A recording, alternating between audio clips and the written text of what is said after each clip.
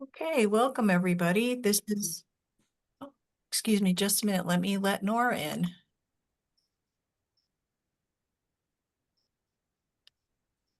Hi, Nora. We're just starting our meeting. Welcome to the Conservation Commission's meeting for Wednesday, June 18th, 2025.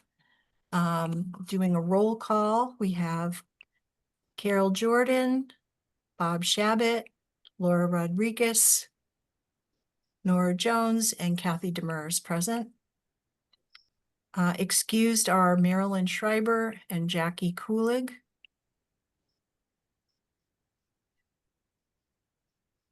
Hi, Nora. When you have a chance, just test your mic. Yep. Same you, Carol, you as well? Your microphone? It's still off. I'm good, right? Yeah. Yep, you're good. Yeah. Okay. I think I'm all set now. Yep, there's Carol. Okay, great. Okay, wonderful. All right. Can I hear a motion to approve the minutes from April 16th? So moved. Okay, No. that's Bob. No. Yep. Yeah. And Carol, second it? No, actually, I think, on the section on the block. We have to have a second to discuss it. Oh, okay. All right. If I get second and then I can discuss. Okay. But, in the wording for the bronze plaque, I thought was according to what was in the purchase and sales agreement, and I believe that has includes the word sanctuary after Dean and Laura W. Pettix. And I'm not sure about the before Fenton Ruby Park. So I think the other plaques just say addition to Fenton Ruby Park. So I'd like to suggest that we go back to and look at the wording of the purchase and sales agreement, and if people are agreeable to that. But I'm quite sure that the word sanctuary was to be included. Oh, yeah, I think it's just missing from the minutes. Yeah, and I think also if they look at the other, we want to make it as comparable to the other plaques, and I'm not sure about the word it's not major, but I think since we haven't ordered the plaque yet, it would be good to go back to the wording as submitted by Laura and the purchase and sales agreement. Okay, I don't think that well, it was Dean and Laura W. Pettix Sanctuary. That was definitely, but in the sales agreement, there was nothing about the wording of addition to. Yeah. So that was something we added to the plaque. So right. So we can adjust that. Yeah. But I think it's important to have the word sanctuary because that's what she wanted. Yeah, I believe, Carol, what I'm trying to say is I think it's just, we agreed on that at the last meeting. It's just missing from the minutes. Right. Just that we indicate that the word sanctuary is missing, and that, we can adjust that as we submit the wording for the plaque. If the guy ever comes out and looks at the rock, so we know we're going to be able to attach it, and we can feel comfortable ordering it, knowing it's not going to have to be sitting somewhere gathering dust while we figure out how to get it on the rock. Right. So your motion then, Carol, is to amend the minutes to add the word sanctuary after Pettix. That's fine. Yep. Okay. And also to delete the before Fenton Ruby Park. Just to to make sure that it's comparable to the wording on the other two plaques. But what needs to be deleted? The word the. Possibly. I think it's the addition to Fenton Ruby Park. It should say just addition to Fenton Ruby Park instead of addition to the. Okay, Fenton. so delete the before Fenton Ruby Park. Yeah, in the minutes. If I have to put it in the minutes for this. Yeah, when you're just minutes were accepted with the following. With the addition of sanctuary after Pettix and the wording on the plaque, and deleting the word the before Fenton Ruby Park. Correct. Yeah. Is that right? Okay. That's my recollection. Yeah. All right. Any other discussion on the minutes? All in favor, say aye. Aye. Aye. Any opposed? Any abstained? Okay, so move. Thank you. All right, moving on to present to speak. Seeing no one, we'll move on. Carol, do you want to give us some updates on finances? Yep. We, let's see, what's happened since the last meeting. We've had a bunch of work on signs, the additional expenditures there were signs purchased for the private property that was voted on at the last meeting. We've also had some no swimming signs because people were swimming in the park at Ruby Park. Again, so I made an emergency purchase of those, and then Kathy was reimbursed also for cider for the workday. We paid out $100 to Tri-County Greenhouse for 36 annuals for the pollinator garden at the park. I got 2 more swimming signs to be put up on the Pedix property. And somebody decided to break the plexiglass on the kiosk on Mason Road. So Kathy and Chris bought plexiglass to replace the damaged plexiglass.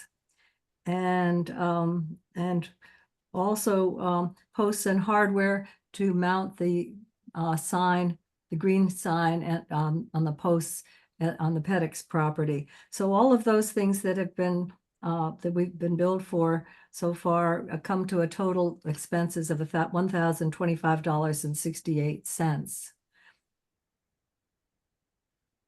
And so that leaves an unencumbered balance of how much right now, Carol? Well, if we approve the books we have an item on the agenda tonight for possible purchase of books for the Wellington Public Library. So I'm going to do a subtraction, but if we approved those, our total expenses would be $1,083.62, and I didn't do the math on. Apologize. Okay, so we're talking about having about $400 A little less, a little over $400, after. 416 something. Yeah, Okay. a little, but we're up over up close to $1,100 in expenditures. Yeah, okay, out of Yeah. 1,500. Okay, very And good. then So it comes this up is the and- end of the budget year coming up in June, so all right, very good. Any other? Is there anything I missed, Kathy? I think I got it all.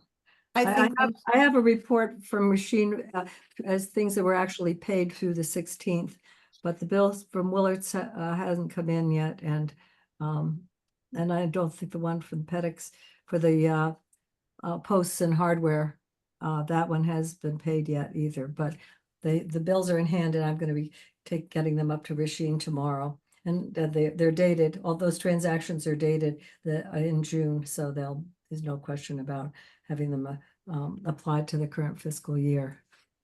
okay, great. Thank you. And then ARPA funds. Still the same balance.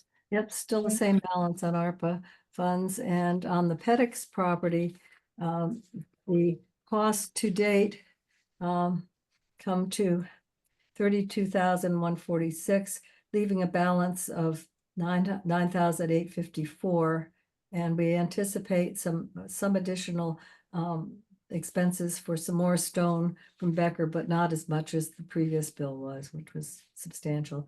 And also the cost of the bronze plaque, we're going to be charging to that. So All right, but I missed the balance on the Pedix. So the cost to date was 32,146. 146, and we have leaving a balance of 98.54, from 98. which we anticipate some additional expenditures for stone that will be charged against remediation costs, and the bronze plaque, which will be plus the cost of the plaque and the cost of mounting it.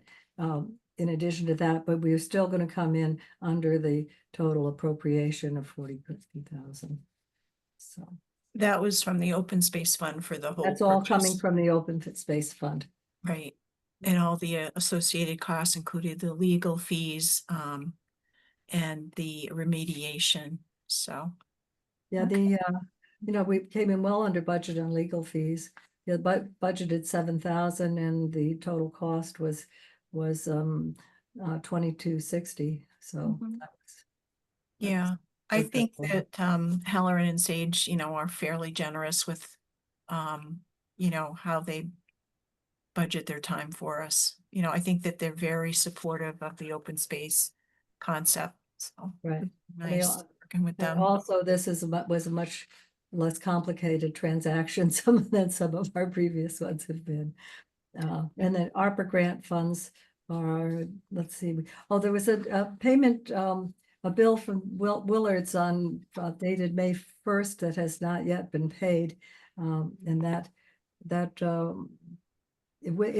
unless they gave us a discount on it, that will leave a balance of 1,500 and $3.16 in the ARPA money, so that's go down a bit by about $300, but it still means that there's a balance of about 1,500.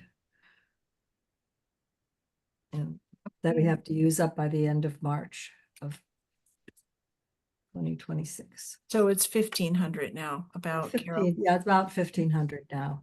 My fault, I forgot that we had expended that money for more wood. Right, so- and because and Willard's only bills at the end of the month, so I have to check with Rasheen tomorrow and see if she got that bill. And I'll make sure that it gets approved for payment, but yeah, and I'm that's it, I think so. Yeah, at least we've we've reduced the original ARPA appropriation was 3,500, so we've spent 2,000 of that approximately. And so that's it is going down, which is good, but we have to keep an eye on that, make sure we get it spent before. Right, well, we're in gonna have March. some more bridge repair this fall, and then if we have additional funds left over before March next year, we can anticipate, what projects we'll have going forward, and we can purchase the lumber and store it at Public Works, so. Yeah, It's always an option.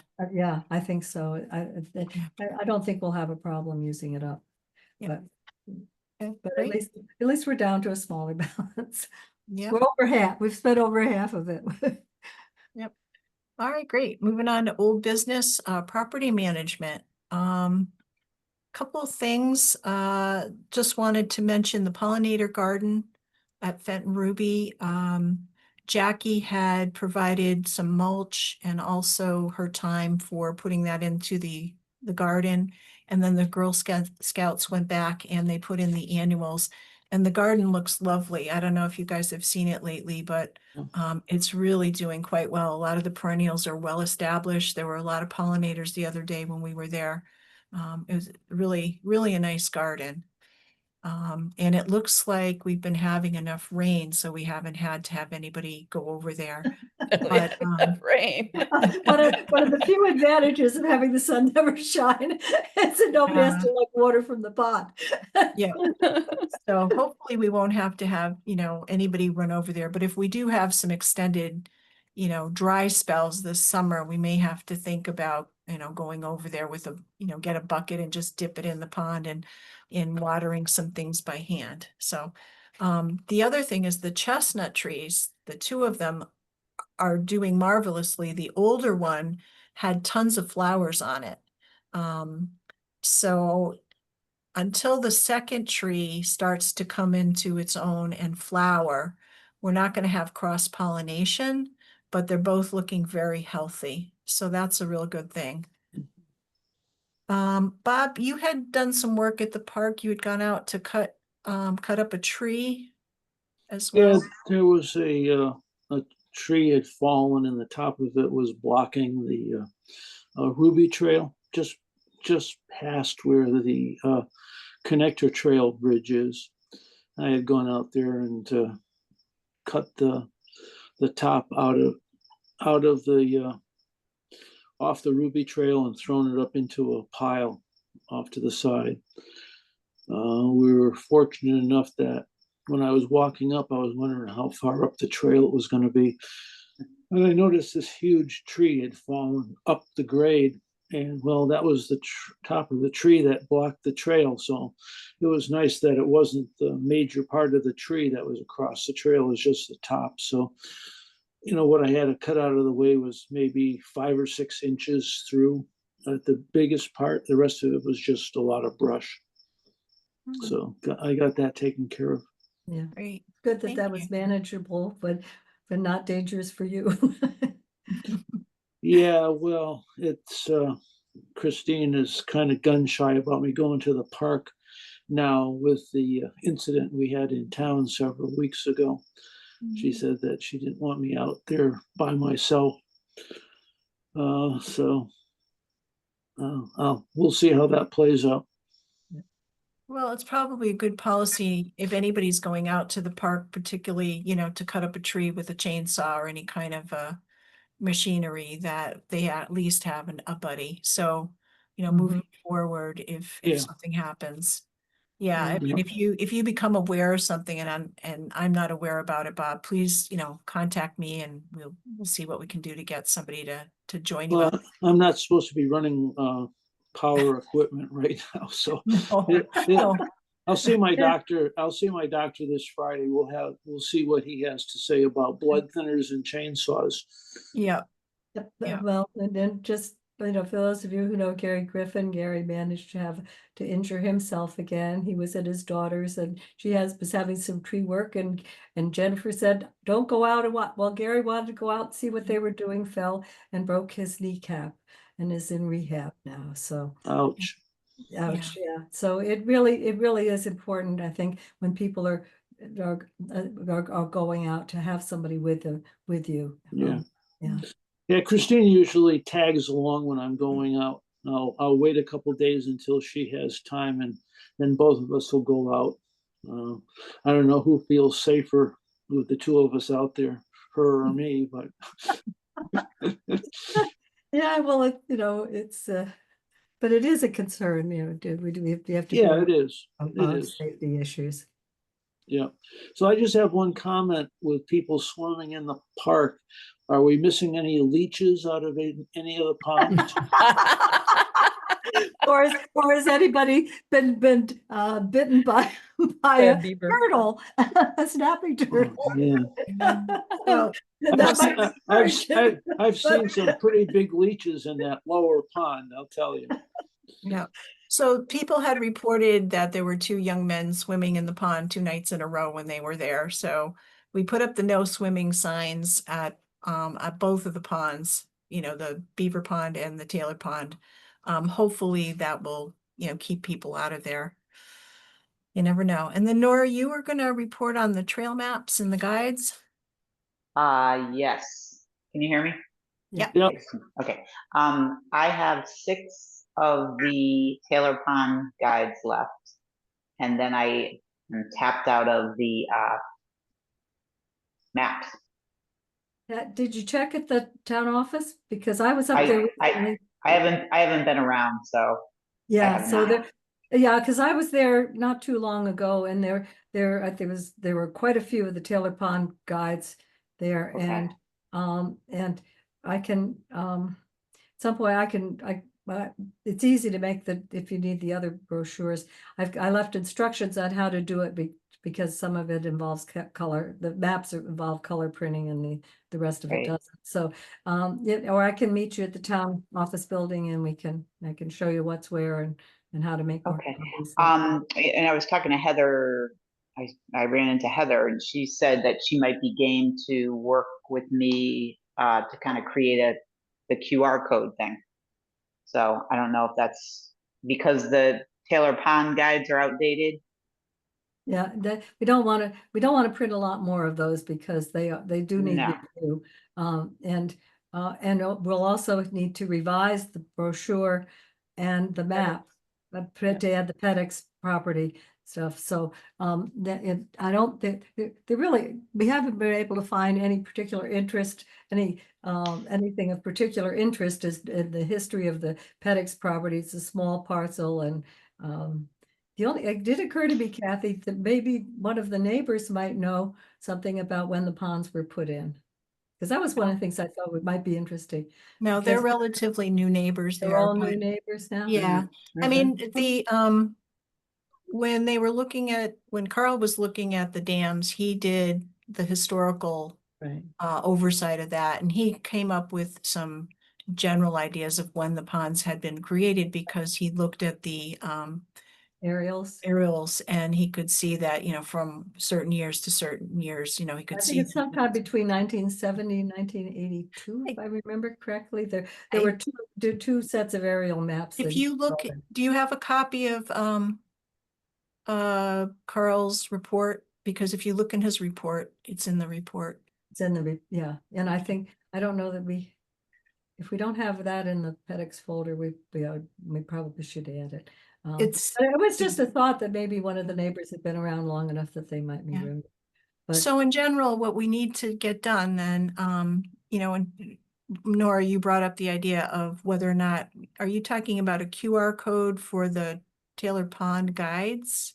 Like, Well, I was thinking for the entire park, like Well, put the map all the on there trails. and the all the map trails. itself has a QR code on it. So if you Ah. look at the paper maps, there is a QR code and you can get the QR code online. And there's a sign as you enter the park on the left-hand side. It's kind of faded now. It's a trail map. That has a QR code on it too. But the question is whether or not, we want to continue to have paper maps or paper information there because it's more than just a map. I know it gets very cumbersome, somebody having to check it and continually make new copies. And a lot of people are used to just going to trailheads now and using a QR code. But there are It's something. also people who like to have a paper map. Not everybody know. wants to carry a phone when they're out in the woods. A lot of They might take it home and have it available for the next time they visit the park. You just don't know. So it's a low cost thing. right. It's just a matter of. But it does need somebody- revision. Now that as soon as we get a trail, but the key to that is to have a trail to show on the map of how to get from the lower part of the park to the PEDX. Sure. So we'll need to work on actually, blazing a new trail, putting it on a map, and then putting it into a new trail map. And putting it on the website and so on. But until we do that, do we want to continue to make a few more paper brochures to just stick in there for now? I think so. At least for the summer, maybe this fall we can get serious about getting that trail installed Yeah. to the PEDX property. Yeah, and then we can take a look at we might want to revise the whole format of the brochure. It does go back a long way. Goes back to Yeah, when my it daughter has was some of- in the original one goes back to when my daughter was in 7th grade. So- Right, right. So She's it now has- teaching 8th graders. So So and it, has been for quite a while. So. it's something, there's historical information on it that's really important, but people, it's something that's on the website as well, which is great. And people, if you had a QR code, you could, bring it up on your phone. It's a lot of verbiage to read on your phone. It's one thing to look at a map that's on Yeah. your phone. But let's think about that. Maybe, Nora, you can talk to Heather again too, to see in terms of the pond guides in particular, if information in that would need to be updated because some of the posts and things, the information at each of those posts along the Taylor Pond, it would be worthy to go back through it and see what information needs It updating. needs to be ground truthed again. Yeah. It really does, because there've been changes. Things do change. It's been a long time since the park opened. So is that something you'd be willing to do? Heather, I Well, mean, yeah. over the next year, I'm not talking about. Yeah, Yeah, Yeah. we're Yeah. not. yeah, yeah, Yeah, definitely. Okay. Yeah, Thank and we did do a revision. Barbara Clark went through and made some notes, and we did a revision, but at that time, and did some looking at what was there. But Barbara tried to re-edit it to try to do a consistent code, because Barbara, for one thing, she doesn't have a computer, so she didn't present us with text that could easily be edited, and her descriptions ranged from talking to 7-year-olds about smelling things or listening for sounds. And then the next paragraph, it would be giving the Latin names of plants and trees. So we tried to find a middle ground and a consistent tone for the revision of that not so long ago. But that does need to be looked at. Okay, great. All right, let's move along here. Report on spring workday, May 4th. 3 CC members were out there, Bob, Laura, and myself, and we had 6 volunteers. We had the Badan family, Ellie Lowell came out, and Brian Murray and Kelly Barber, who owned the property that's on the north side of Julia's Trail. And they're a young couple who are doing some sugaring on that property. They call the property Forest Mill Farm. I guess historically, that's what that property had been called. And what they do is in the early spring, they had been collecting sap from the maple trees, and then they bring it back to Coventry, and they bottled syrup. And so they call their syrup Forest Mill Farm syrup. And they also got a certification, which is kind of neat. It's bird-friendly maple, they call it. So you have to go through a certain certification to have a woodland that you're using for maple syrup harvesting or sap harvesting that meets certain kind of criteria. So it's bird-friendly, and it's a certification through Audubon. So that's Oh. kind of neat. Yeah. Yeah. So it was nice to have them assist us that day. They're also, we're going to be removing more invasives from the Drobny Sanctuary that's adjacent to their property. They were willing to go over into our side of the property and take out more of the barberry there.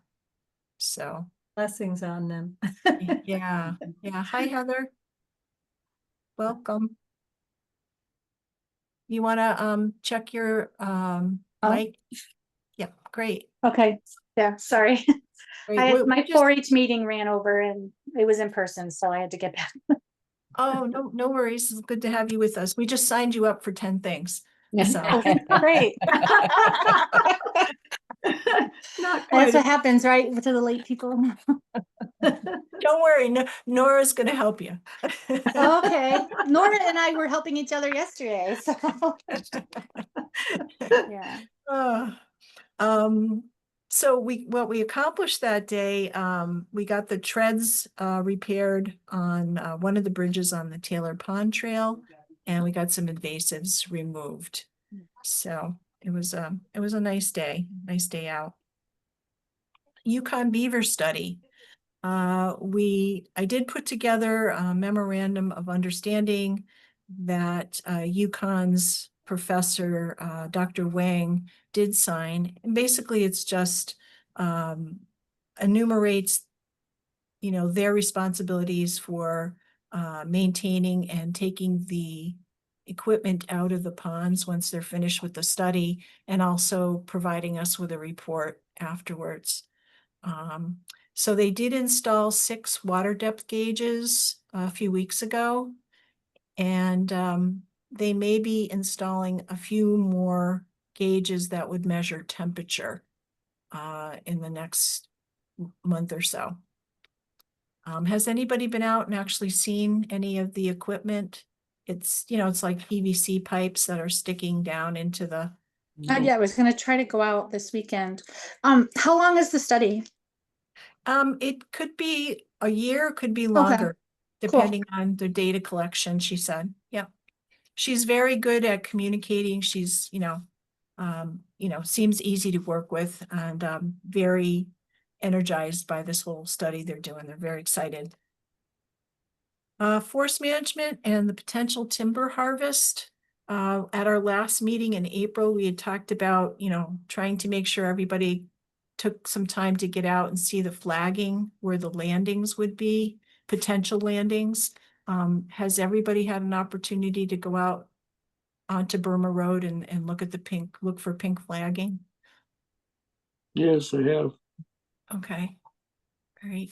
So Jackie's not here tonight, but I think we were going to talk a little bit more about how we feel about a potential timber harvest on the two different stands. One would be where the Weigel Trail is, and one would be where the Ruby Trail is. Do people have some thoughts or ideas about this? You know, what's your feeling on it? I'll speak first, I guess. I think if we consider a harvest on the Weigel Trail, I think it's going to be very disruptive to the quote unquote ambiance that people are used to enjoying when they get into the park. Whereas the harvest on the site of the Ruby Trail, I think if the landing is moved up to the old landing site that we used for our first harvest, I think that would be a better placement for collecting the logs without scarring the look of the area of Burma Road, where it branches off to the private property there. It's just my gut feeling, but when I was looking at where they had flagged for that landing, there's not a whole lot of logs that would be harvested on that first hill. And yet all the lumber that would be harvested from that whole area would have to come up over the hill and down to that landing spot. So they'd be dumping a whole lot of crushed stone in there. And I feel that it's better to reuse the landing site that we used once already. Let them haul those logs across Burma Road out of sight from 90% of the park visitors. And I think it would be a good thing for everybody concerned. Great. That's my 2 cents. Yeah, I'm concerned about the landing site for Weigold, but also because they're used to doing timber harvest for profit, and we're doing it just for management. And one of the things I like about that Weigold Trail is the mountain laurel, which they would consider to be something that just isn't worth anything. So why bother? And we would lose something that I think a lot of people like to see. So, you know, it's a little bit different for us because we're not doing it primarily for money. We're doing it just for management purposes. And so coming to an agreement about what it is we really are trying to achieve could create some issues. Well, and on the Weigel property, I think what we might consider is just having them cut some holes in that canopy so we can get some light in. Just leave the logs there and cut them down so they're not all that visible. It wouldn't be anything different than at the Split Rock, what Yukon did with all that timber that they didn't have a way out. And they just left, I mean, huge trees just to decompose because they haven't got a right of way out of there. And that way it would kind of preserve the look that people have come to appreciate when they get to the park and park.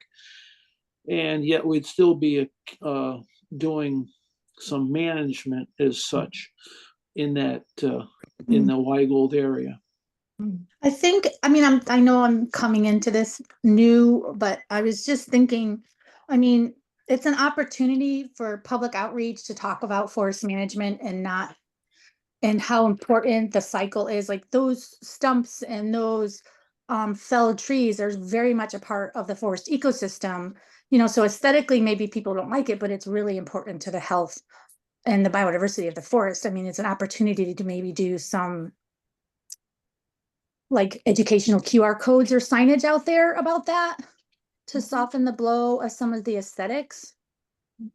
I We think if have people done- understand, then yeah, I don't know. Yeah, No? we have done that in the past, and I've hiked other places. I remember hiking Soapstone Mountain where they were doing timbering. Yes, It's an opportunity to have displays that indicate what it's all about and why it's yeah, important. Soapstone's a great, yeah, and I went to one out in Derby. They had a trail that was under management like that for deep, and they had some signage up to explain, it may be unsightly, but it's really important, and I think it's a good opportunity to share that. Mhm. Yeah, I remember Soapstone doing that too. So I just want to, share with you some, I had a conversation with Dan Donahue, who is a retired forester, and many of you know Dan. He used to serve on our commission. He's a Ashford resident now. He has some land in Willington as well. And I was talking to him about, what we were considering, and he said his thinking on commercial forestry has really changed through the years. I mean, he says, I've marked, many a timber stand in his life. And he knows Fenton Ruby pretty well because he worked with the Rubies in terms of getting the property. Yeah, with- Dan is very Yeah. important in our history. Yeah, he Yeah, secured the Fenton Ruby thing. He was the one that managed the coup where we to convincing Yukon to put a 50-year restriction on their forest. Dan is, yeah, was very important. in and our he said he'd history. be willing to come and talk to us if we want. But his general feeling, he said, even though he was the one, he and his partner marked the timber that we harvested 7 years ago out on the stand that's, not without any trails. He said he really didn't think that to be good stewards of the park that we need to do any timber harvesting. He said that there's a lot of risks right now to doing timber harvest, especially, on parkland. He said in terms of invasives, when you start to do timber harvest, he says, no matter how hard you try, the machinery brings in new invasives besides the stuff that's already there. You start to open up small patches, and unless he says you're doing really large 5 and 6 acre patch cuts where the regeneration can get ahead of the invasives. There's so much sunlight that, you can regen the trees and the shrubs. He says that the invasives tend to do much better in kind of the shaded, half acre to acre cuts that we're talking about. He also talked about, potential for ruts, erosion. The skid trails will go over some of the walking trails because there's no way to get to the interior of a loop trail without running a skidder across your regular hiking trails. And although you're doing this, you try to do it in the best months of the year when your risks of erosion and rutting is lower, there's still going to be damage and it's still going to be visible in the park for, 8 to 10 years. And honestly, his feeling was like, it's okay not to do any specific management. He says he said he's been in the forest a lot. He hikes with Paul Pribula there.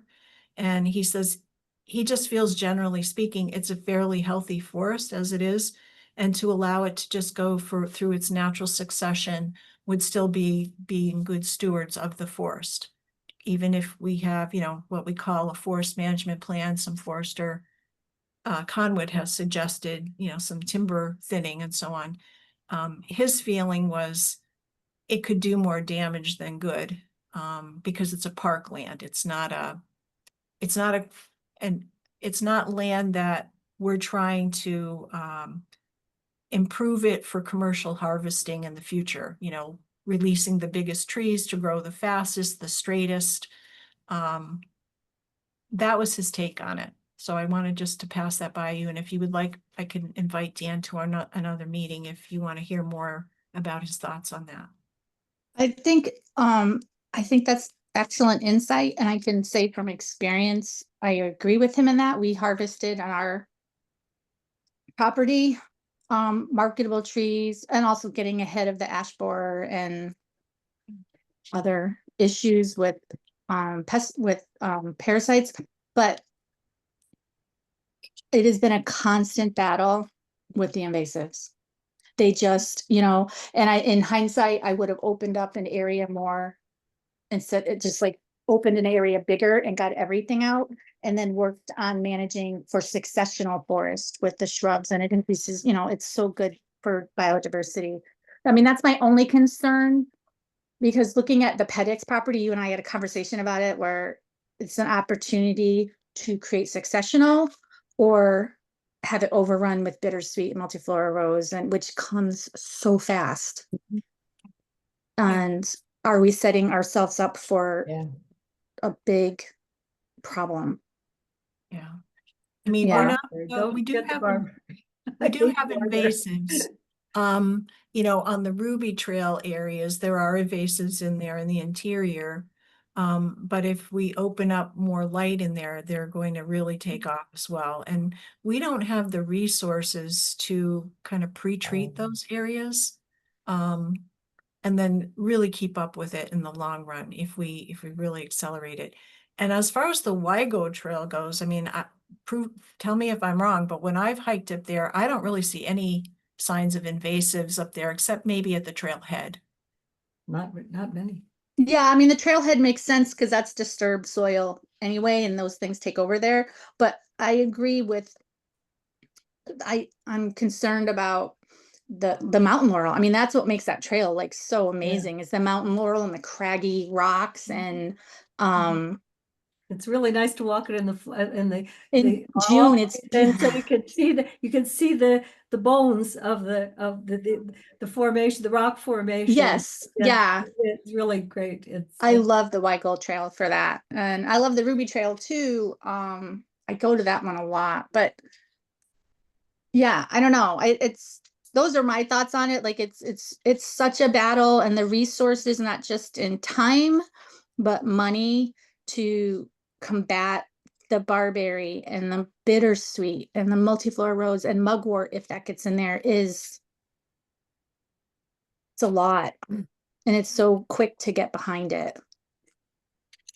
Those are just considerations. Yeah. Anyone else want to weigh in on your feeling? I mean, I've been having a bit of heartache even before I talked to Dan about the thought of, especially the Wygold area. But the terrain is it's hilly. There's a lot of exposed rock, and I feel like it's going to be a potential risk to make things worse. And also aesthetically, we'll have to deal with this for quite a long time in terms of how it looks when people are hiking out there. And just one more thing, I think, to add to Wygold, when you start opening up small sections like that, you change the hydrology of how things fall through the canopy. And that's where you start to see that erosion happening, especially on slopes like Wygold. Mm-hmm. So that is a concern. So, or something to consider. Yeah.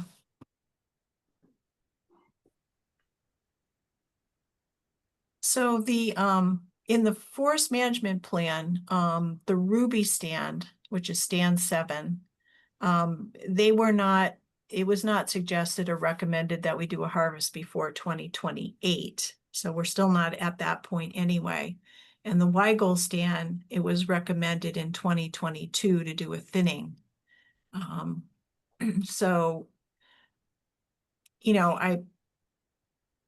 I potentially would like us to stop and think about this for another year or so and get it, or to come to a decision, just maybe not to do any more timber harvesting anywhere where there are trails in particular. Well, one of the things that's happening in the Wygold Trail, once you get up to the top of the hill, I mean, we've been having an awful lot of real strong winds the past number of years. And a lot of those large trees have been knocked down up there. I mean, the past couple of years in that one area right where the cliff drops off, right up to the edge of the cliff. We've had trees, 2.5, 3 foot through, just keel over and then knock more stuff down on the top. So in a way, it's kind of the big trees are making way for, regrowth. Mhm. Maybe that's the way to go. I don't know.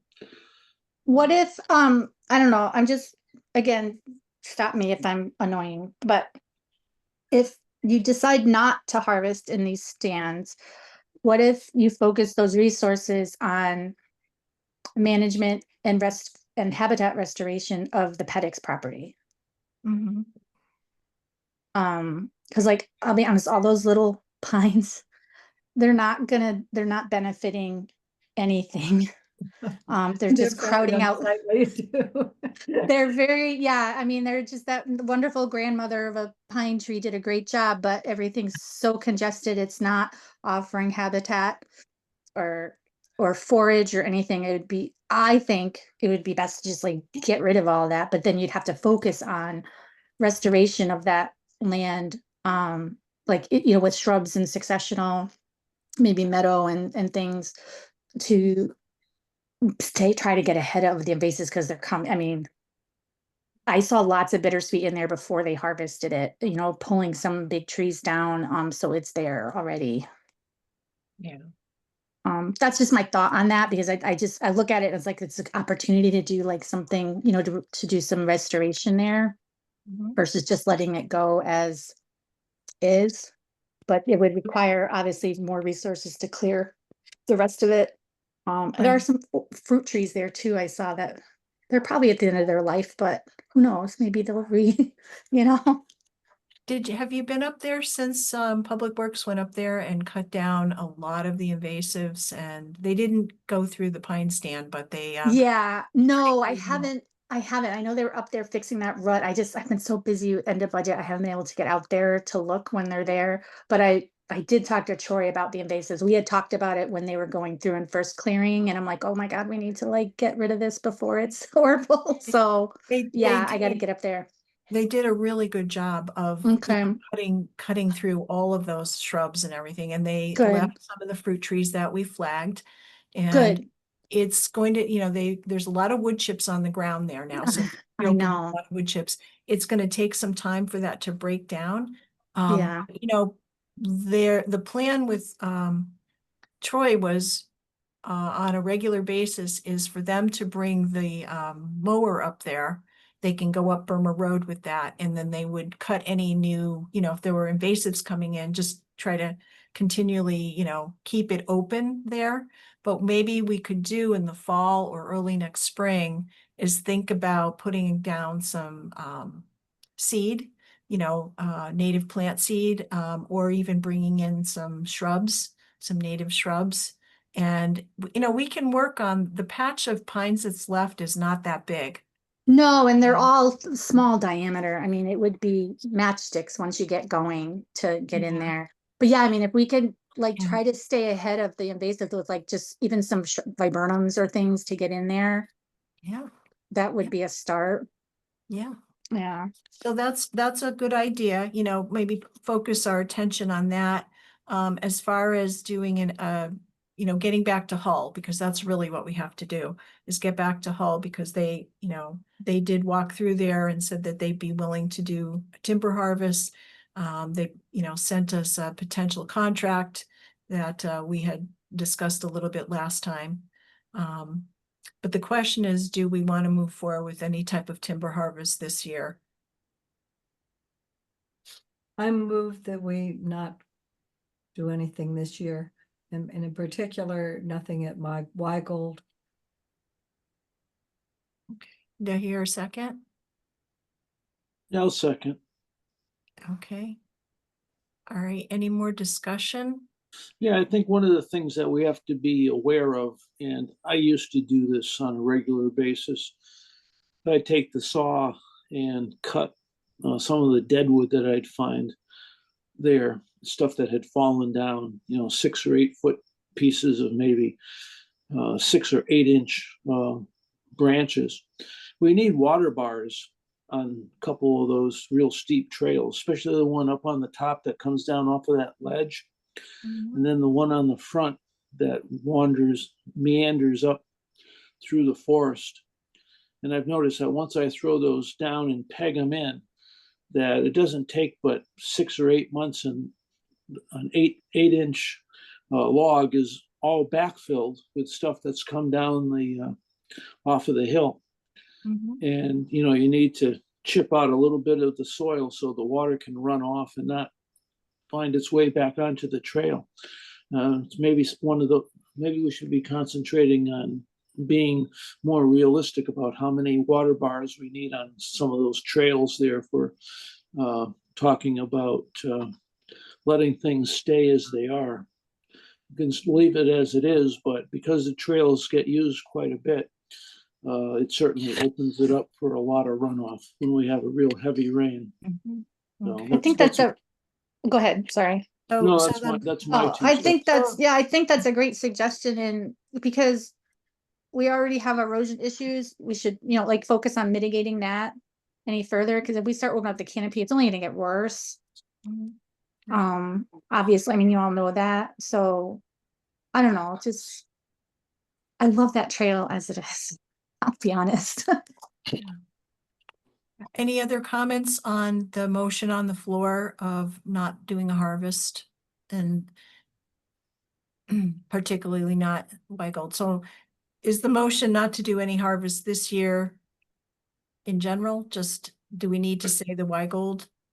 No. I think in general, why don't we just say in general? In general, no timber harvesting in the near future. Okay, so I'd like to make sure we have a motion that's for Laura. Thank you. Worded for me. Carol, do you want to be more specific? Again? All right, I'll restate my motion to say that we, what time period are we talking about over the next year? That we, well, Yeah. why don't we just say we don't wish to contract with Hull for timber harvest on either of those, any harvest in the next year. Sure. And that's, Bob, you're okay with that second? Yeah. Okay. Yep. I'll second. Okay, any more discussion? All in favor, say aye. Aye. Aye. Opposed? Abstained? Okay, so moved. So as a follow-up to that, Kathy, I might suggest that we have Dan Donahue come to one of our meetings and just talk us through his thoughts about timber harvest and Fenton Ruby Park, just so we have a better we can wrap our heads around what his thoughts are, since he's the seasoned forest guy. Okay, well, I'll invite him to our next meeting, see if he can come. And I'll get back in touch with Hull, and I'll just let them know that at this point, it had nothing to do with them personally. But we don't want to move forward with a timber harvest after considering all the pros and cons to the park. So, okay. Could you just quickly spell Donahue for me? Yeah, Donahue. Okay, that's how I did it. Good. All right. Yeah, and we, right.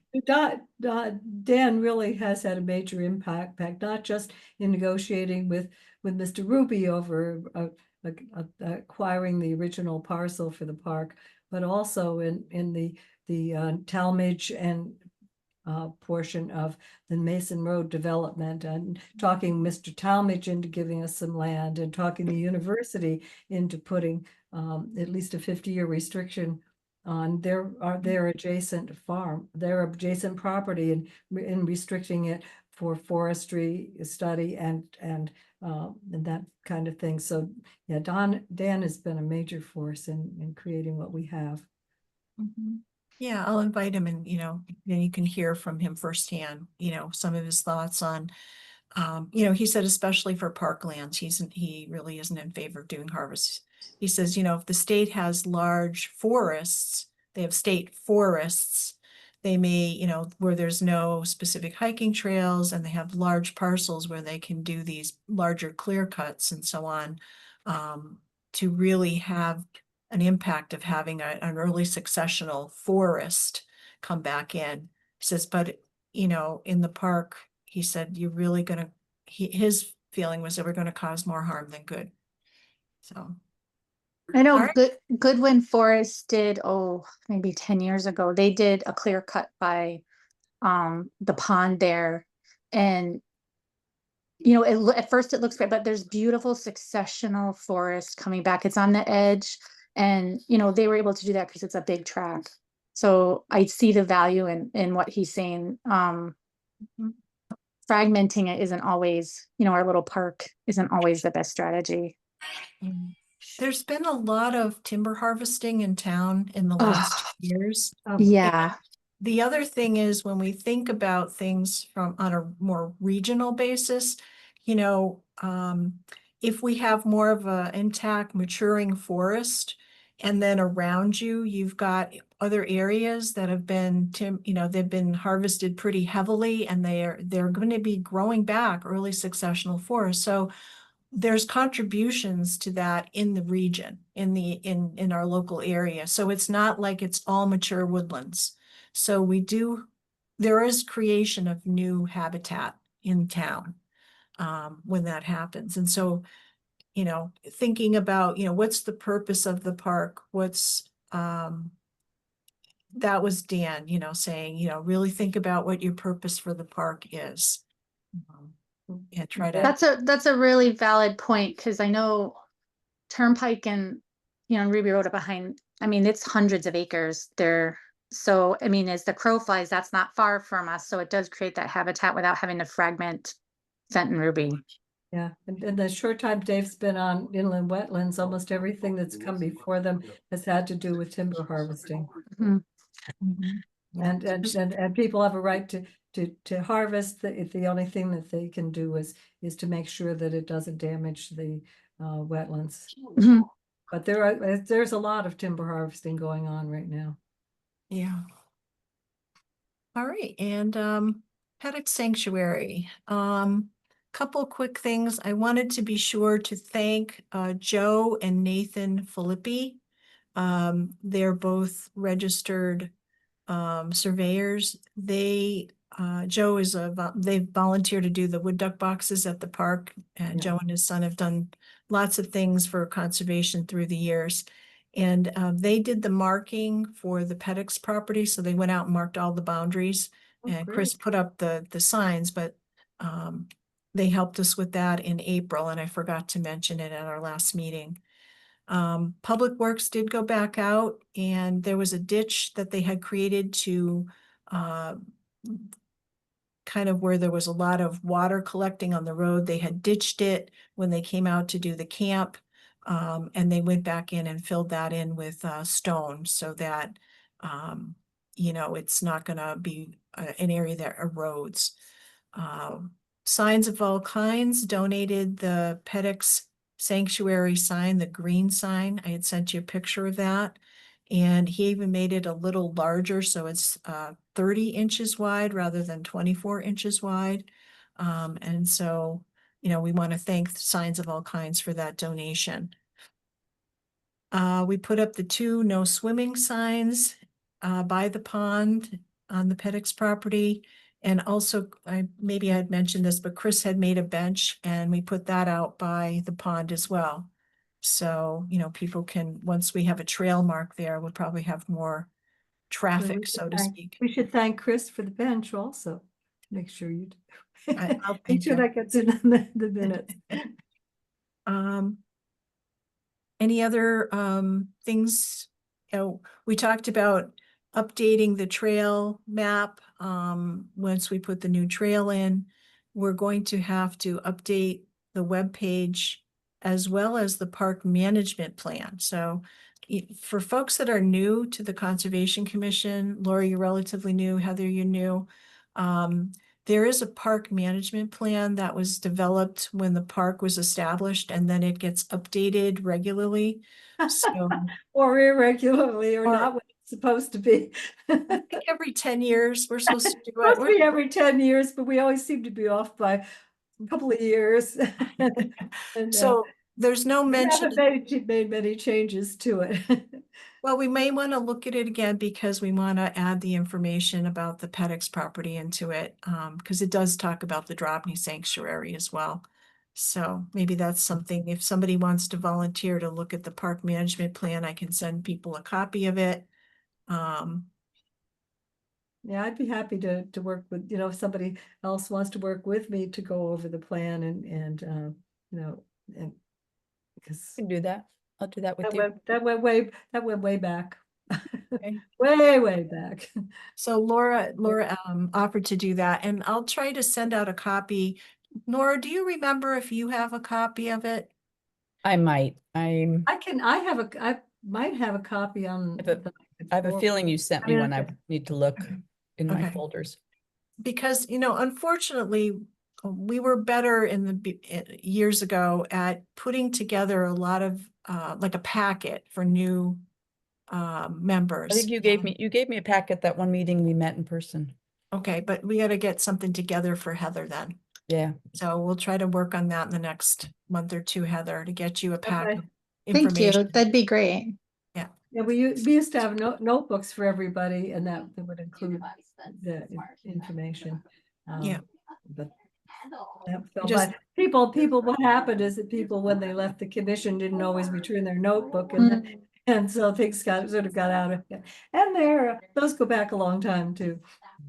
Yeah. More conveniently. All right, Really, that's a win-win for everybody. moving on Fast, to reliable internet, starting $30 a month. Somebody have Backed by some- Spectrum commitment. something coming on behind them. I hear. Sorry. Oh, that's okay. I just wasn't sure it was coming from. Pedex, we finished Knowlton Preserve.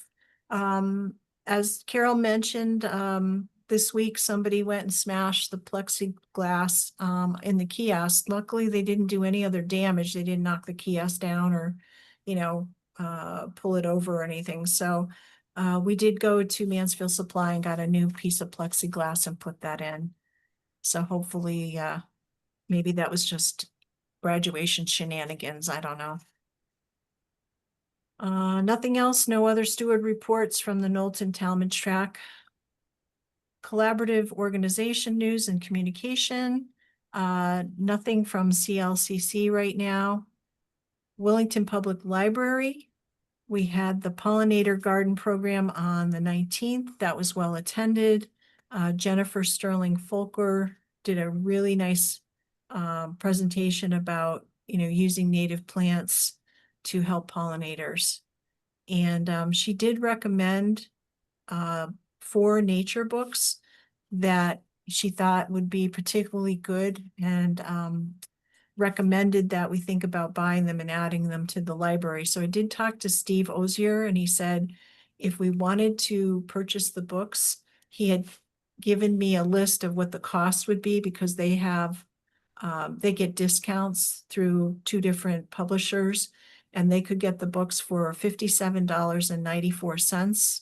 And what they would do, if we want to donate the books, they would add book plates to the books that say donated by the Conservation Commission. So I had sent a list of those books to you. Has anybody read any of these books? I've read a couple of them. Or I haven't. Doug Tellamy is, he's an entomologist, and he's written lots of articles and books on native plants to support insects and pollinators, and helping people identify how to, even in their own yards,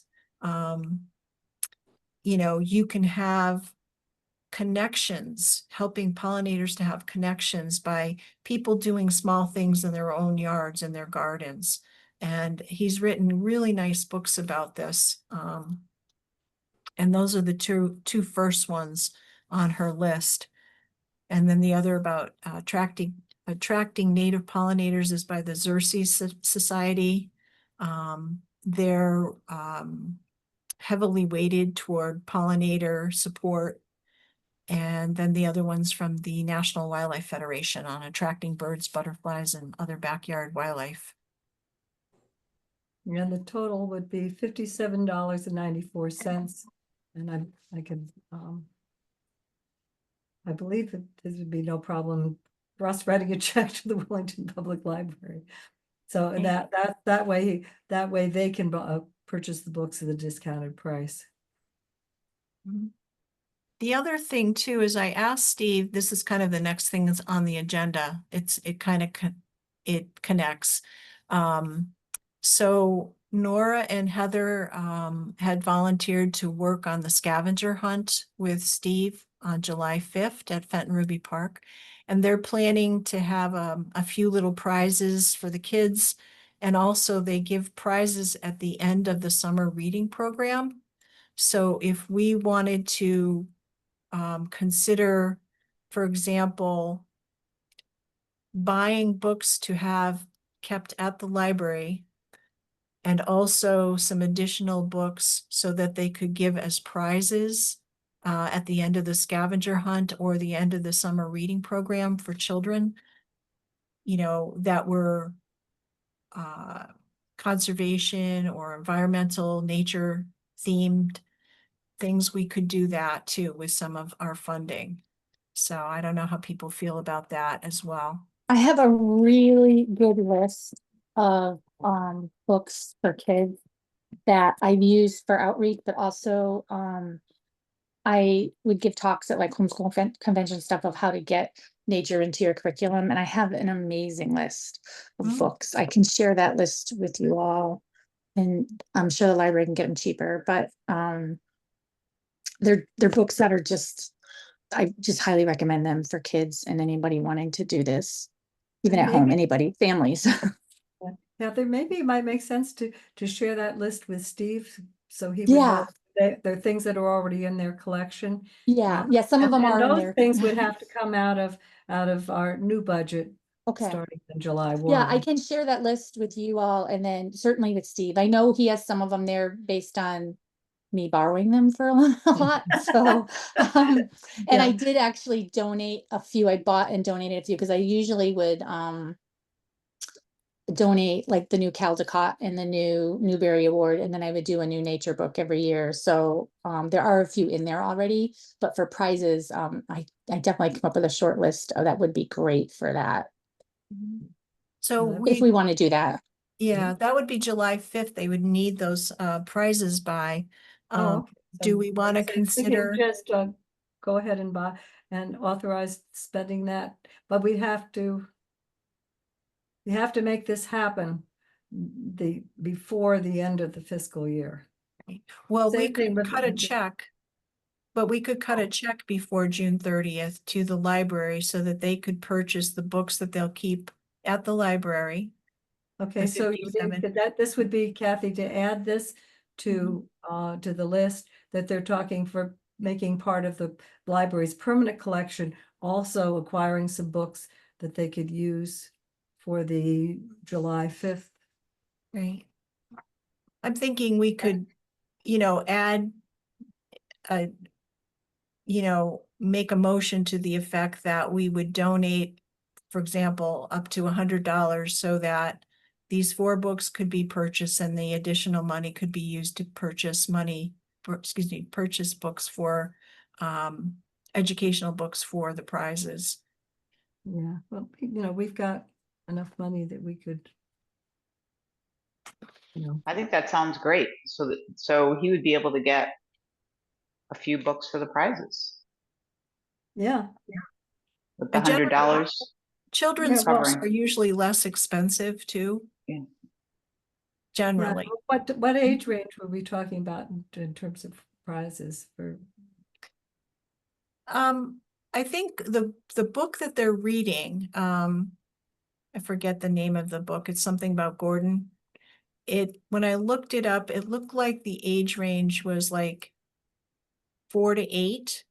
Mhm. So that's kind of the target audience for the scavenger hunt, as I understand it. Is that your understanding, Nora and Heather? Yeah, Okay, so So in it, I would be happy to make a motion that we,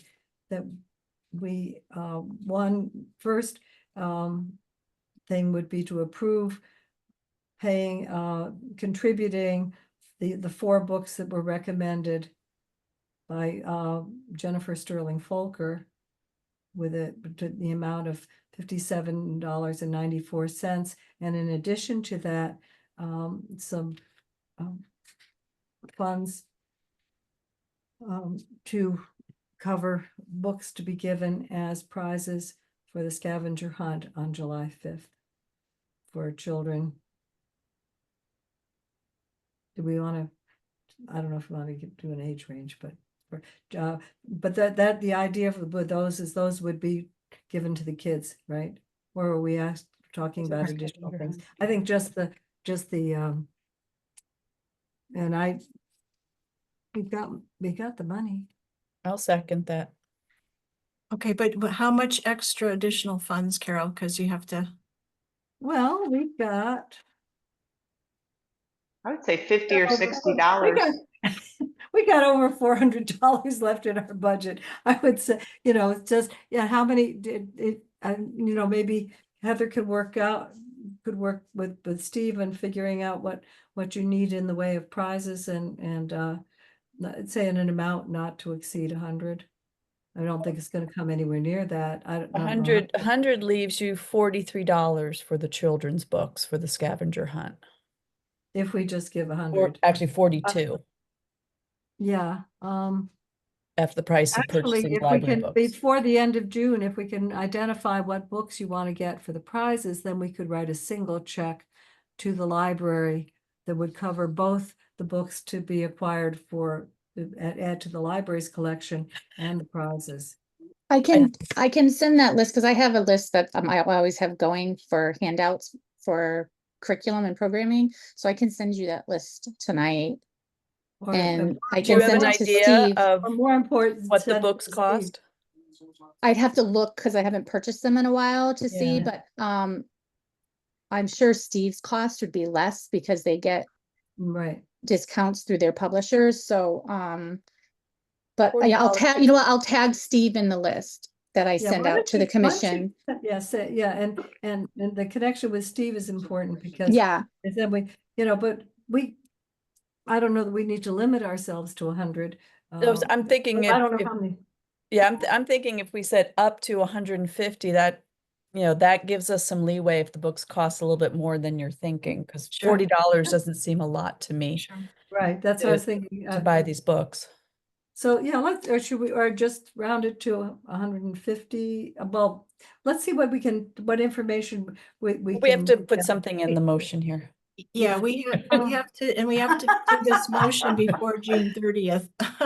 Yeah, you right, can exactly. make the motion for up to 150. Yeah, Yeah, why you don't we, know. for books to be added to the library's collection and books to be given as prizes for the July 5th scavenger hunt. Got it. okay, up to $150. Sure. Okay, And I'll second that again. okay, great. And then Heather, if anything you and Steve could do to refine that, so we know, it might make sense if we're to write a check for an exact amount, particularly for the things that are going to be added to the collection, the library's collection. So that Well, they know, if there's Steve's talking about putting book plates in the books that we contribute, there would be, we'd be two categories, books for the library's collection and books to be given as prizes for the scavenger hunt. Which would So also have we- our name on it. Right. He can put book plates in all the books, even the ones that are given as prizes. Okay, Yeah. but yeah, But what we need to do then is, Heather, is we'll need to have somebody get back to Carol as soon as possible with the total for the books for the prizes, so Mhm. that she can add that on to the total for the books that are going to stay in the library, this $57.94 that Steve already priced out. Sure, And I will then- I'll send that list out tonight and CC Steve in it. And, Okay. Have this discussion and then, I know the library's closed tomorrow, but maybe by Friday we can, by by the beginning of next week, maybe. Okay, Yeah. that'd be great. We'll try that. I'll follow up on that. I'll stay on top of that. I get the crunch because I'm crunching stuff at Public Works for end of fiscal year next week, so I get Yeah. it. Right, and technically, for we should doing that. receive the goods before June 30th, but if we have Yeah. an order in, if As we have long an as- order in, it'll be Yeah, as fine. But Carol, finance but- office tells me that as long as the invoice is in by the 30th, that's fine. That's So, fine. yeah, This would that's not what be they the tell first me. time- This would not be the first time that we've ordered things on the 30th, June but 30th. we're not doing the ordering though, Carol. We're giving them a check Oh, for we're them. giving them the check, yeah, purchase. but So yeah, Yeah, we but would as be long as- providing the yeah. check to them and then, but. Yeah, as we long would- as the that- check for you is on the books by the 30th, then Yeah, it's good. That's what they tell me, because we've had stuff that doesn't come till after July 1st, but it's been put in, it's out of our control sometimes, so, right, and sometimes Yeah. your vendors don't get things to you exactly. yeah, like during COVID, Picked up things took things on months, so, June 30th. yeah. No, All I'll do right. that tonight. Thank you very that'd much. be Nora, great, and thank you yeah. both, Nora and Heather, for volunteering for the scavenger hunt. Yeah, that's Hopefully you have a great. good turnout. Rain date is the 19th, by the way, for the scavenger hunt. And Steve let me know that Nora, you won't be able to come on the 19th if you end up doing so if there's anybody else in the commission that could potentially mark their calendar for the 19th, maybe to go out and help Heather and Steve with the scavenger hunt. It's always, when you have little kids around, I'm sure there'll be a lot of parents, but it's always nice to have another pair of hands and eyes out there. Yeah, need somebody to, So if anybody, if you want to put it in the minutes, maybe somebody else might be available as well. Okay, great. Parks and Rec Department, I talked to Rachel and we talked about potentially putting together a fall hike that would go up to the Pedix property, so we could kind of do a little, I don't want to say a ribbon cutting, but kind of a, introduction to the Pedix property in the fall, once we have the trail installed and the trail maps and everything. And she was very excited about, collaborating on that, Parks and Rec. She's pretty busy right now with the summer camp program, so. Eastern Connecticut Conservation District, Natchog Healthy Watershed Plan. I've been to our third meeting for that board yesterday, and we're working as a group with the 8 different towns to implement some of the recommendations in the plan itself. It'll be, it's a plan that we're going to work on executing up until 2026, the end of 2026. And there'll be some best management practices that we're going to work together on, such as creating riparian buffers, looking at stormwater runoff management, educating municipal commissions such as planning and zoning and inland wetlands on some of the recommendations in the watershed plan. So there's a variety of activities and topics. If anybody else from the commission is interested, we're working on lots of different things. I can try to send you the minutes if anybody's interested from the group. And if you'd like to participate as well, there's different work groups that are forming, for example, on open space, on forestry, on agricultural issues in the watershed. Anybody can join. It's open to anybody, even residents. It doesn't have to be a commission member. And then other potential events, we know that we're not going to be having I'm trying to think, the one that's done in September. Oh, the flea market. The Flea flea market, market, right? Yeah, the right, February. unfortunately. And I'm wondering, does anybody know at the Willington Day, did the Girl Scouts have a table on pollinator issues? I did. They did have they did have something because Yeah, we said in negotiating the whole thing with Tri-County, that was how I finally got the invoice from across the street for the assistant Girl Scout leader, because I didn't go, I was not going up to in the rain to Wellington Days, and so Connie, I said to Connie, your assistant leader lives right across the street from me, so let's do it that way. So you think they had a table? Yeah, I think they did. I think they had something at the at Wellington Day, but I don't know.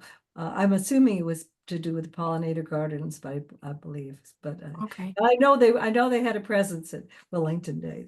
at least. excellent. Oh, good. Good to hear that. All right. And so we were talking about the 300th anniversary and whether or not the Conservation Commission, there was something that we could participate in. And Bob, you had mentioned something a little earlier before the meeting. So if you want to talk a little bit about that idea. Yeah, I mean, it's looking back on what Wellington has been the history, but the Conservation Commission might want to take a stance of letting people know what the future of Wellington is so far as open space and outdoor hiking opportunities, and why it's important to acquire open space so that we can offer what we do now.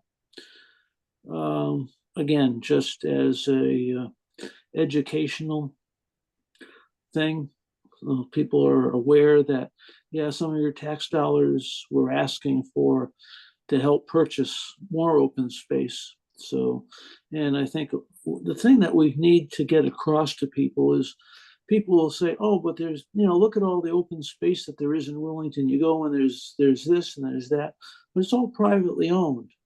And if it's privately owned, it's up for sale. So what you see one day may not be what you see the next day. And I might be able to supply you with something that would maybe shock a number of people.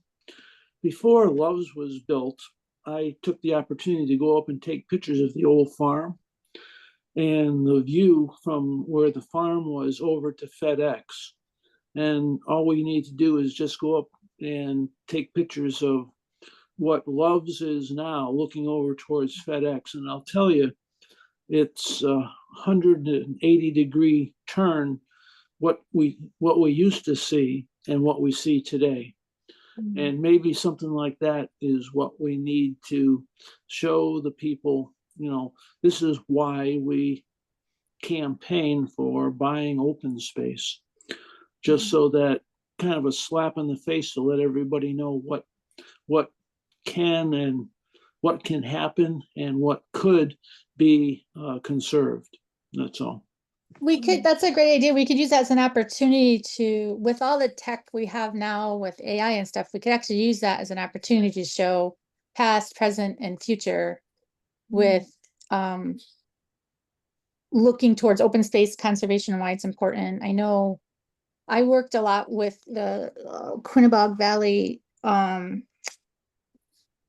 Canterbury wetlands area for conserving open space there through cultural resource management. And I know I probably have some stuff still from that for the historical part, Bob, that I could share the importance of it, but also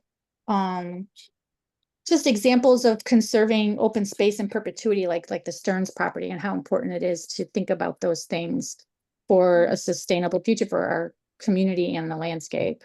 And there, Yeah, one of the things I think brings the thing home is if you have before and after photographs, so they can see what it looked like as a rural setting as opposed to what it looks like now as an industrial Do setting. you have befores of like before FedEx was there?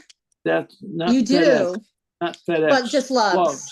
Yeah, That's I didn't know. It was like, that was my whole point, that I have yeah, photographs before, and we can certainly take pictures now. I have pictures Yeah. of the signs, oh, coming soon, Love's. I have those okay. pictures of that on the corner before the building was built. So, Are there any historical pictures of that area? I mean, well, I took you know, pictures before the farm was demolished. Yeah, So we have views of looking from that hilltop over towards Yeah. FedEx. I just didn't know if there were any historical pictures of that Ruby Road, you know, at one point. I don't know. It'd be kind of cool to show even a more like progression of, but I like your idea of, even though we're celebrating the past 300 years, of looking to the future for Wellington's landscape.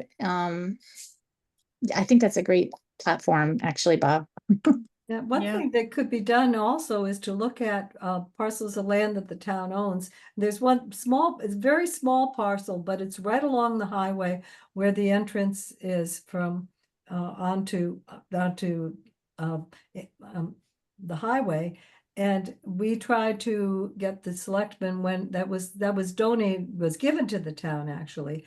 And then selectmen were not in favor of restricting the use of property. But maybe with a different mindset, we could look at I just saw that as a way of having, preserving a buffer between the highway and, or making that section of highway, not making it look, at some point really ugly, when we could just say, okay, small parcel, but it's something that preserves a more attractive view for people traveling through Wellington. What, where is that parcel? It's a little part, as you go up at the entry, there's a small parcel that has some wetlands through it. There's a small stream that goes through it.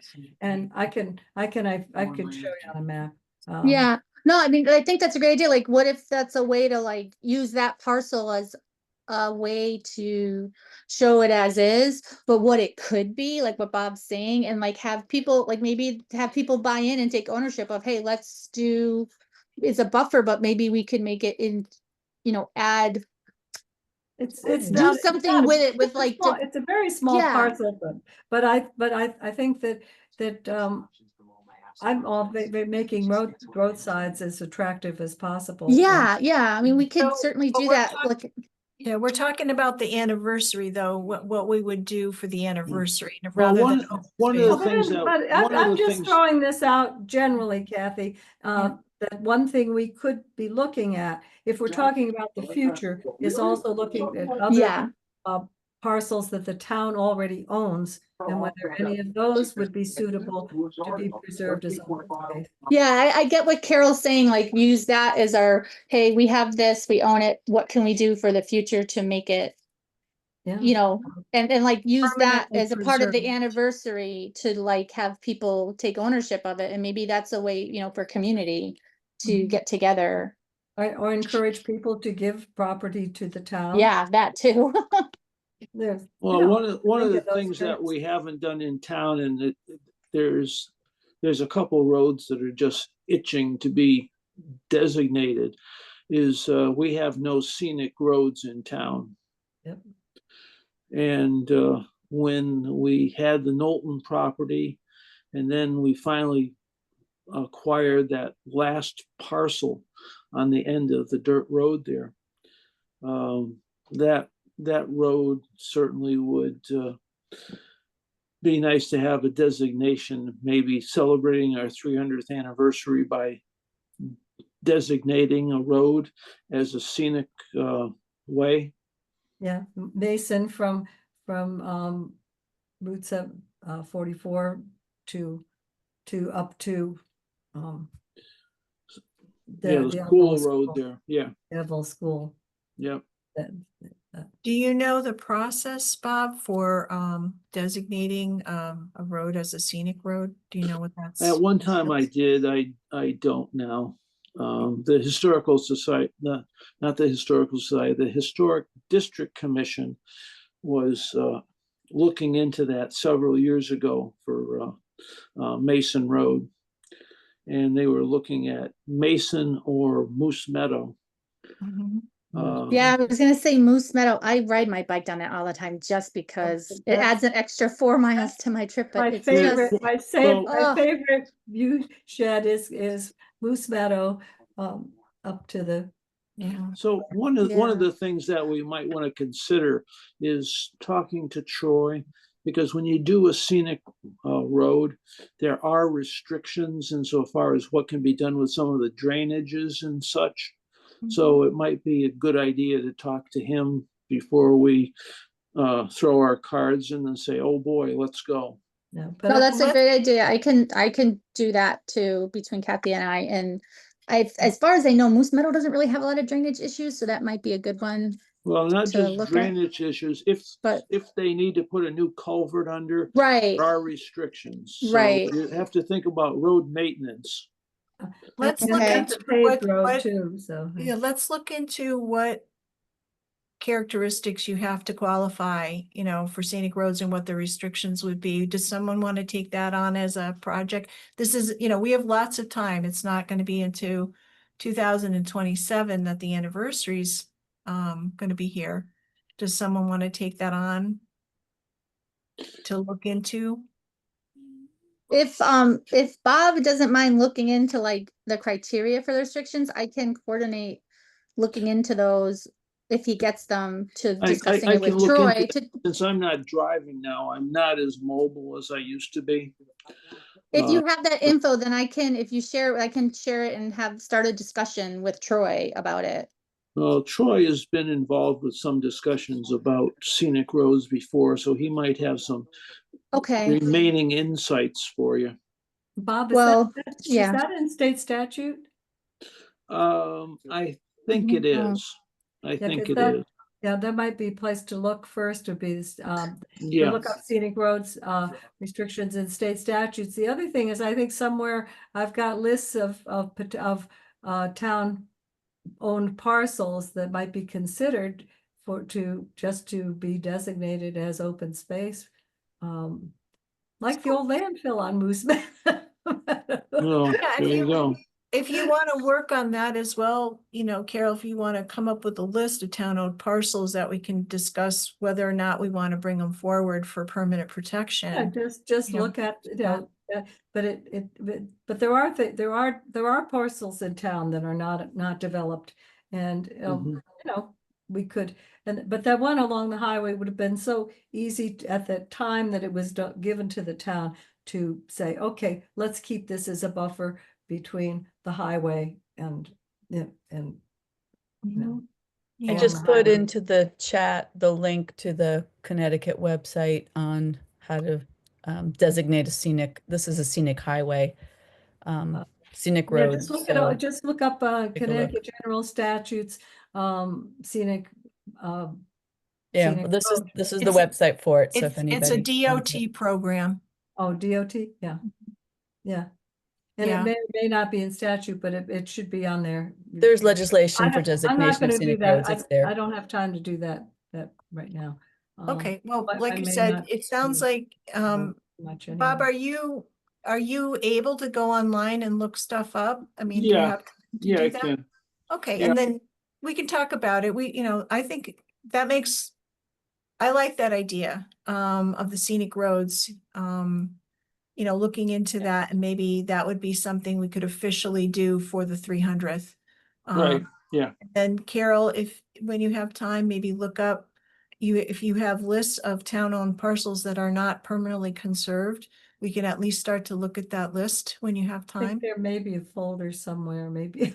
Okay. That says potential open space. So- But I have it at home or, you know, whatever. But Yeah. I need to go through my stuff as well as Pete's stuff and make sure it gets up the town office building.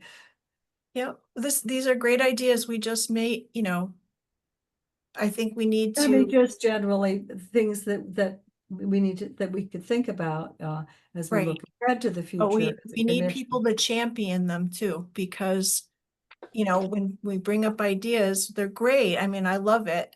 But we also need people to say, hey, I'll look into it and I'll get back to the committee or the commission next time or in 2 months or whatever. Otherwise, we just keep writing ideas and not moving forward with things, so. Yeah. Yeah. Yeah. Okay, look, great start. So thank you for those. Does anybody else want to bring up any other thoughts or ideas about that? Okay, so, all right, moving on to farmland preservation. So in April, Jackie had brought forward some draft proposed ordinances, and we had discussed them, and we had made some minor edits. I haven't seen that she had put out like a final edited version yet. I did query her about it today, and maybe at our next meeting, she'll have that finished. I'm we sure had- she's pretty busy this time of year. I know. They were pretty minor edits though. And I told her in my email, if she can't do it, just to send the document to me in Word, because I can't change her PDFs. So she'd Mhm. have to send them to me in Word format for me to work on them. And we also talked about last time, moving this forward to the Board of Selectmen and Board of Finance. We need to be able to present to them what a general idea from the tax assessor of what the impact would be to the grand list. Because when you start exempting buildings and farm machinery, we're decreasing the amount of taxes that the town would take in. And so those questions will definitely be coming up, especially after this budget year, Yeah. where we're having difficulty passing our referendums and our budget. Yeah, not the best time to Yeah. So we talk can about maybe, tax breaks. yeah, we might want to wait till the fall, till the dust settles. See if we ever have a budget. I've been around this a lot of times, before we joined the regional district, or after we joined the E.O. Smith, when there was a statutory date for for approving budgets under state law for regional school districts, then we had fewer problems with passing things because we had to have we had to deal with that part of the budget on a particular schedule. But we had numerous years where we went late. But this year I don't remember having things go down in flames twice in a row and having to do postpone. And that's not good for the town because they're not bringing in revenue. And, so I'm glad I'm not treasurer anymore. I know I've talked to a few local farmers that I get hay from and stuff. I know they would love the break on their machinery because there were some complaints about some of the changes and what they're going to be taxed on and the thresholds. So, I mean, I know there'd be support from that end. From It's that just- end, but Yeah, but given the current environment and yeah. relation to budgets, might not be the best time to talk about reducing income. Right. Well, again, our focus is primarily trying to encourage people to farm and supporting farmers. And we know that farmland is also a way to increase open space, and open space preservation. So we definitely, I mean, that's the focus we're coming in from, but we know there's going to be questions about how this is going to impact the budget. So we have to be, There are places that are producing things, particularly fruit. Edmond, the place down at Berry Knoll Farm down in Wyndham is going to be, this is their last year. They're going out of business at the end of this season. So after raspberry picking this summer, they're gone. And I'm not sure what's happened with the strawberry farm in Hebron. So, it is important to people. I don't think people appreciate, they say, oh, well, this is not an agricultural state. Well, any place there's agricultural land, if as that's being lost, people are going to need to look at where the what our food sources are and what's happening to areas of the country that are the primary food sources and how they're changing. And Yeah. what impact that has on the ability for us to get food. yeah, definitely. Yep. All right, moving on to town development. Last time we met, we had finalized our comments to the Economic Development Commission, and I did send those on to them. I know that they have an upcoming meeting to discuss their draft strategic plan. So if anybody's interested in following what they're doing, you can, zoom into their meeting. I believe it's going to be next week on Monday. Anybody have any other updates on town development from planning and zoning and then wetlands or ZBA?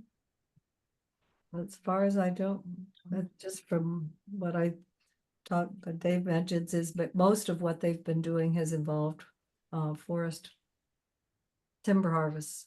And Mhm. there's not been much else that I'm aware, except for a dock for the pond on 320. Where Y Road comes out. No, it's nothing of great moment. Okay, so nothing it's something conservation has to get involved in.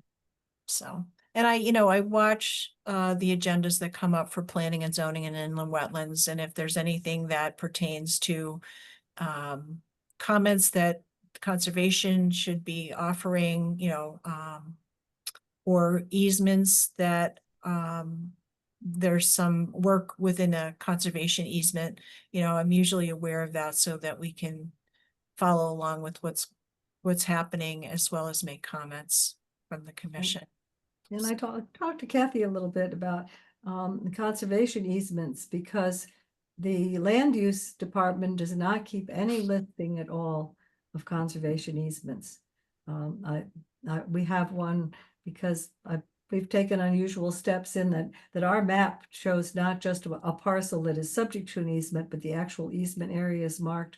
My thinking being that this is helpful for the land use agencies if somebody comes in with a development on an adjacent property to actually know, what effect this would have on existing preserved areas.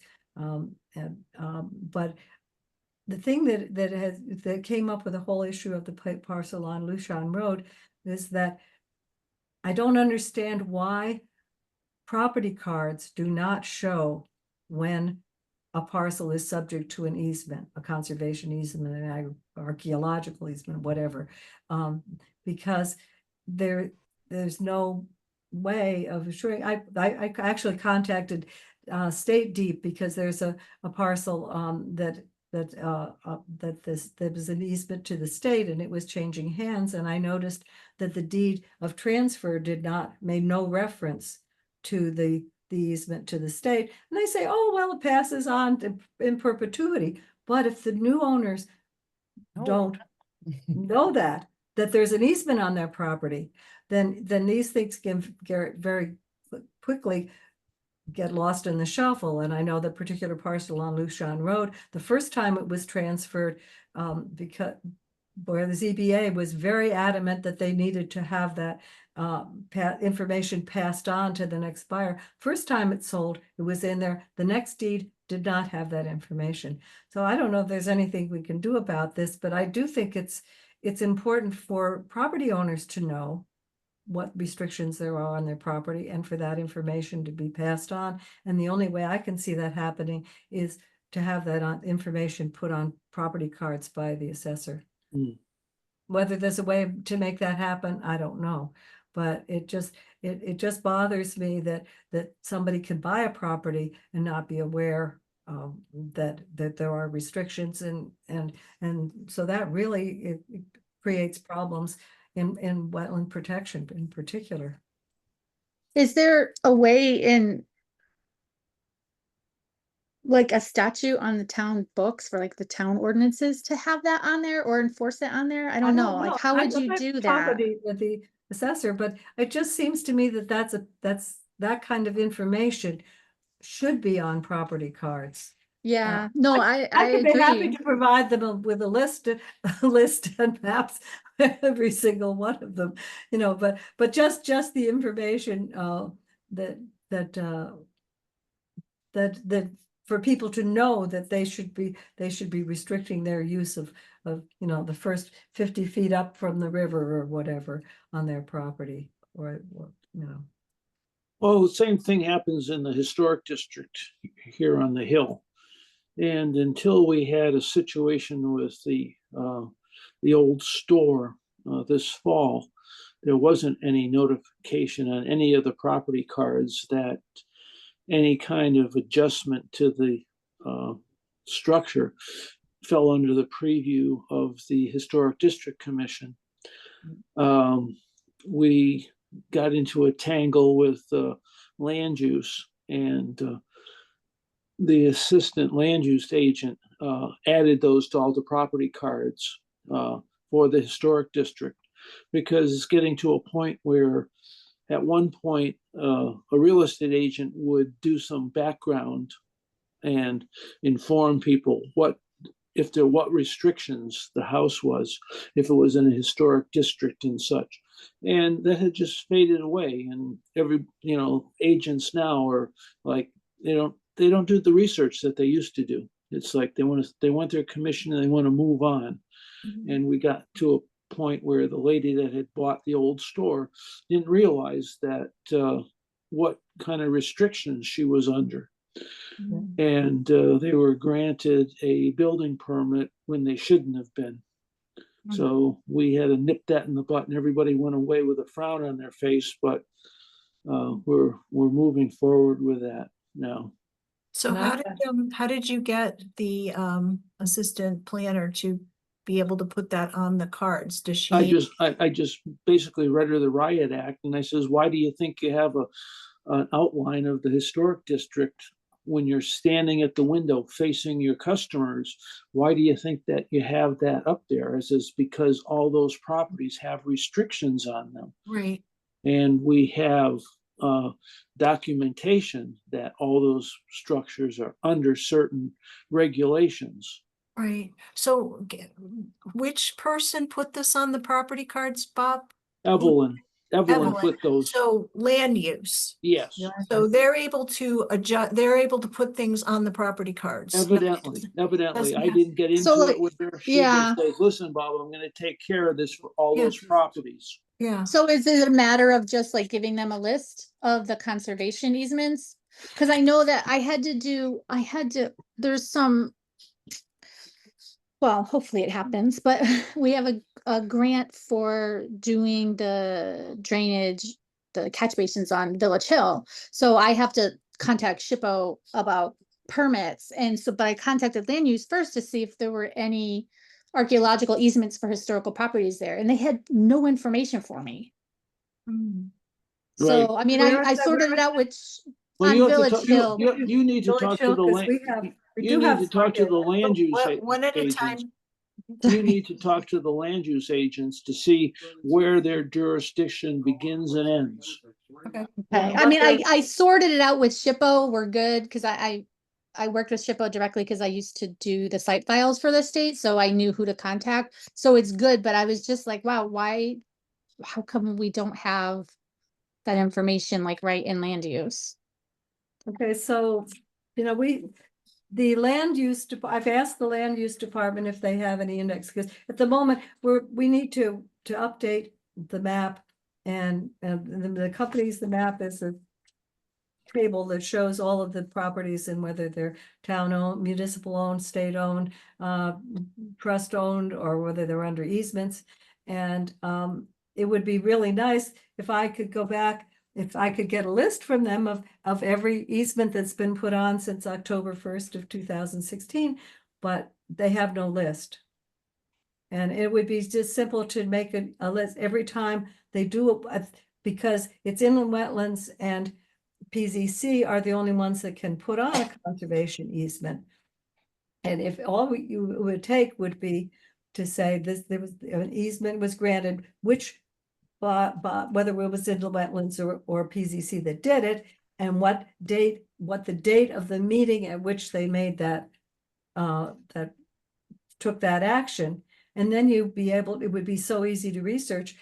Otherwise, you have to go through and look for everything of which the town of Willington was the grantee for the last 8 years, which is why I haven't got around to updating Oh, things. I mean, it's And I something. may we not could be bring up- around here to do that, quite frankly.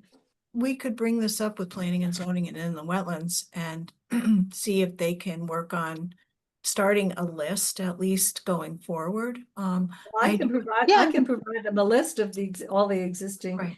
easements, but I don't have dates on many of them because it's hard to research, but I do have a list of what's privately owned property with conservation easements on them. It's like, I feel like it's definitely a ball drop, because I'm just trying to wrap my head around why they don't have that information. I mean, you could have just a simple spreadsheet that's got what has conservation easements, it's basic, and then have, so, yeah, but I mean, But I I'm don't just, have I'm the- just I don't have the dates. floored. I could be- Yeah, I'm So- just floored they don't have that. I have a question for you, Heather, about archaeological easements. Who usually holds the easement on those? So a lot of that is run and catalog or through SHPO, the State Historic Preservation Office. They manage the site files, so they'll have that information. So whenever there's like, you have to go through SHPO as well as DOT for permitting for anything that's done. That's one of the key, so the environmental impact is included in the State Historic Preservation permits. Right, but- So but those are like- all rolled together. But how would we know, for example, we have the conservation easements that the town holds. Oh, but for state, For the state, like, That's a good- we have archaeologic easements in this town of Wellington on some properties. I know, well, there should be something for at least the historic district. And I know that there are specific sites, but it's not necessarily have an easement. They have a site file, like an archaeological site. I will admit, and I managed those files for a while after they were unmanaged for a long time. So it was a cleanup job that, Hmm. a lot of, like, there's a ton of prehistoric sites along the Willimantic River in Wellington, but no one knows about them. But it's like, if someone's property, you know what I mean? It's not a perfect system. And the Yeah. only way to know that is when you go for permitting and the State Historic Preservation Office will say yay or nay, or, what you can do. But the loophole is that they're normally not inquired about unless there's state or federal funds involved in that permitting. Right. So if somebody So, on yeah. private land wanted to dig and build something, the town wouldn't necessarily know that there's some type of an archaeological site there. No, and that would come from town ordinances. So like certain towns in Connecticut have very specific ordinances for any type, even like a landowner, like a private property owner, like say Stonington and Ledyard and Preston. They Mm. have very specific, you'd have to get everything permitted or looked at, obviously because it's indigenous land historically. So that's up to the towns to create those ordinances, which is doable, but most don't have that just in sensitive areas. But yeah, I mean, as a cultural resource manager and archaeologist, it stinks because I know of sites getting destroyed because they're just private property and there's no checks and balances as far as, because it's private. Like out west, you have BLM land, so it's a little different, not everybody owns stuff. So, but here, with our little hamlets and our little private property, things get lost. Yeah, and So there's I'm one not sub- sure. Yeah. Excuse me, Heather. No, go ahead. Yeah, there is one subdivision in Wellington that had some archaeological sites, and they got listed here because they were identified on the map as such. But I think they also are a little bit, you have to be a little bit careful because you don't want to call attention to the fact that something is an archaeological site. too. Yeah, I mean, But I'm just saying that- your contractors will say, "Oh my God, I want to draw attention," but that doesn't mean it's a deal breaker. It's Yeah. just, most of the time, like, we'll recognize that there's artifacts or features there and we just note it on a map. It doesn't mean it's going to stop construction. Very few things truly stop construction. The only thing that absolutely stops construction is human remains. That stops until it's determined whether, it's a crime scene or if it's historic or if it's indigenous. But everything else, we work around with contractors and the engineerings for the site plan of like, okay, if you just shift your driveway 3 feet this way, you're good. Yeah. Because In the this ideal particular is to keep these subdivision, things, they yeah, were indicated on a map so that Yeah. they're Most of the identified time- on our map as. ideally, we don't excavate just to excavate. Ideally, we leave everything in C2 if possible, so it's there, protected, it's just been noted. When we go and excavate things to clear it out, it's because a project sightline or something can't be moved. And then we do a full excavation for Cataline, but the idea is to just keep things there, Yeah. you know? But yeah, there's loopholes. I could tell you lots of stories of contractors, of developers doing bad things.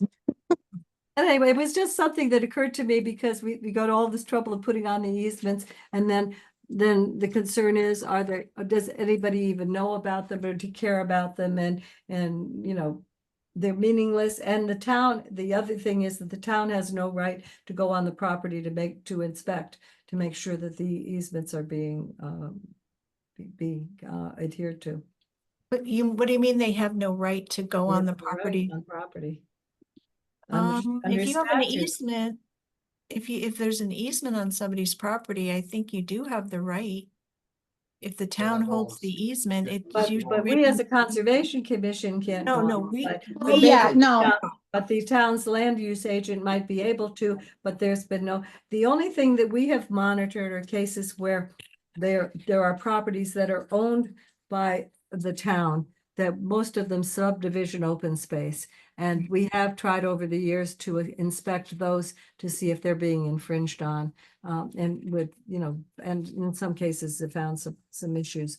But it's just something that would be nice. I would like to see a way of monitoring those things and being able to figure out who would do it. But I'm not sure that all land use agents know that that's something that, who's supposed to enforce these things? Well, somebody think it's the land use Background? agents. Sorry, it's hockey game. I'm sorry. Sorry, I just couldn't hear Carol with it going. So we can certainly talk to planning and zoning and inland wetlands. I can bring it up with Mike as an issue and see if there's a way to make sure that they have access to and a copy of and some way of tracking things better where there's easements on property. So when if there's development applications that come in, that they're aware of it. So, Yeah. all right. Well, Move when I asked about that, Mike said, well, who's supposed to do that? And the answer is probably the land use agent, which would be you. But, Well, we can certainly. that's another whole question, but that's just something that I'd like to see us look into.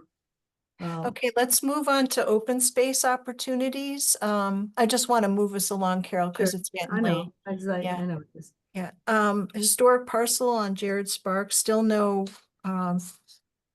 communication back from the landowner, so we'll just leave that hang and fire for now. Wellington Wire, Laura, I know that you had been working on a submission. Yeah, I submitted an article, and it was really about the Conservation Commission and our mission and what we've been up to. So not a single topic, but more about us. So Thank you. I don't know when that's coming out. No, I talked to Rachel and she said, she's pretty busy right now with working on the summer camp program and she hopes to start working on getting the wire out sometime in July. Okay. Thank you for doing that. Yeah. Communications, I don't have anything to report. Open space and natural resource maps. Again, those are, as Carol has mentioned, there's some things that need to be updated on the open space map. And, we want to start working on this probably, maybe this winter, starting through this early spring of next year. So we can be ahead of the curve when the new plan of conservation and development is being written so that we can provide some information that will be helpful to that. Yeah, no, my goal is to get on that soon. You were gonna follow up with CROG though, Carol, on the open space mapping, just to see. Yeah, when the first map was done even before they had aerial mapping, we had an open space map. There was someone in town who was able to do that and that their very first map. And but the next time around, so we were able to incorporate the data from that when we went through the Council of Governments. At first, we were in Wyndham Region Council of Governments, and Mike Cipriano was their map person. And fortunately, when we joined CROG, Mike moved to CROG also. I think he's still there, and he's been very, very good to work with, and especially our personal quirk of our individual quirk of having the outlines of the actual easement areas shown on maps. And so I need to follow up and make sure that Mike is still at CROG, and or that somebody else there still has our map on file and can add to it. It's very easy to do things like the acquisition of a parcel. It's just a matter of changing the color of that parcel on the map and to show that it's town owned. So those are easy, and actually the easement on Loves is pretty easy because it's basically a line paralleling the brook, between the brook and you know, the setback from the brook. So I need to follow up on that at some point, but it's not going to happen tomorrow or. Okay, well, maybe if we can get some feedback from them by fall, that would be helpful. Yes, yeah, I'll see what I can do. Great.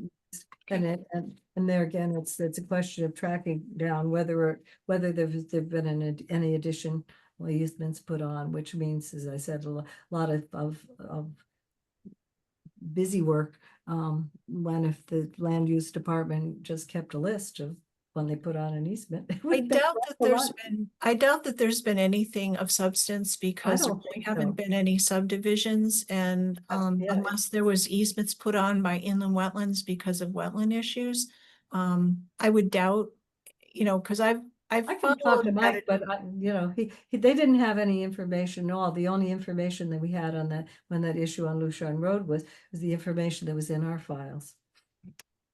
Okay, so moving on to membership, as you know, we still have one alternate seat open. So if you know of anybody who might be interested in serving on the commission, if you want to encourage them maybe to come to one of our meetings, that would be great.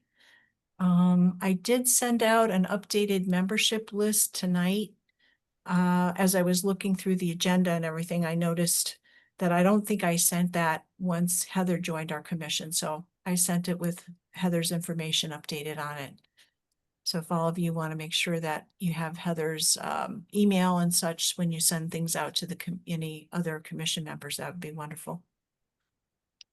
New business, I don't have anything listed, but is there anything people want to bring up under new business tonight? Okay, hearing none, we'll move on. Our next meeting will be July 16th. Same time, 7 o'clock via Zoom. And if there's anything you want me to put on the agenda for the next meeting, just email me.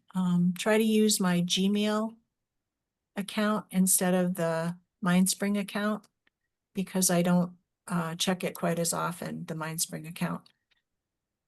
All right, do I hear a motion to adjourn? So moved. Okay, Bob, second? Here a second? I'll second. Nora, thank you. All in favor, say good night. Good night. Night Oh, all. what? Have a good week. It was 150 that we said for books for the library, wasn't it? 150, yes. Yeah. Yeah. Okay. Okay, great. Thank Thanks, you. everybody. All right. Have a good month. Bye, everybody. Good night.